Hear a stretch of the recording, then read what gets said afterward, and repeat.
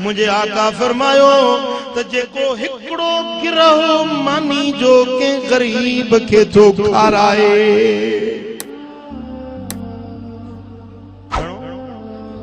घणो हिकड़ो गिरहो के गरीब के खाराई वो छा तो थे जो अल्लाह ताला तवा जे उन हिक गिरह के वधाए थो इंखाए थो वडो थो करे ता जो वो हिकड़ो तवा जो गिरहो ओहद जबल जेडो वडो थी तवा जे अमलन सालन में तोरियो विंदो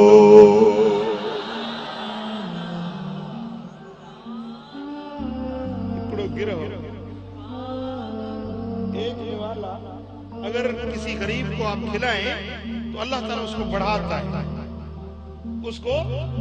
बढ़ाता है, इतना बढ़ाता है कि वो एक निवाला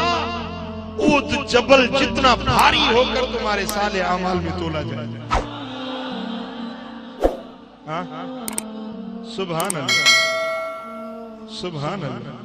बी रिवायत में ये तो जिए तवा मजा को बकरी जो भरड़ो नंढो पालींदो आ या उठ जो गोरड़ो नंढो पालींदो आ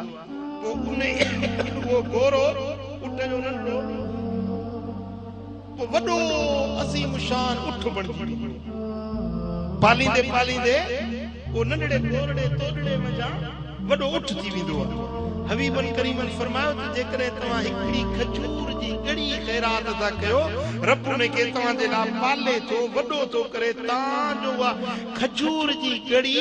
तवा जे लाए ओ त जबल जेडी वजनी बनाए तवा जे साले अमलन में तोई।